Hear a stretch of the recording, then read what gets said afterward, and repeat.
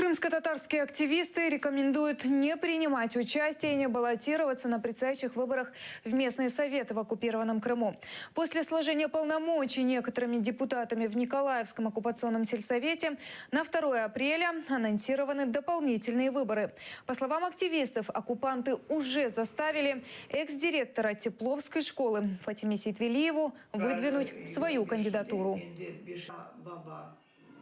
Большинство крымско-татарских активистов по-прежнему считает, что участвовать в выборах в Крыму какого-либо уровня является неправильным даже с моральной точки зрения, так как на Крымском полуострове продолжаются политические преследования крымских активистов, правозащитников, адвокатов, журналистов, людей, исповедующих ислам.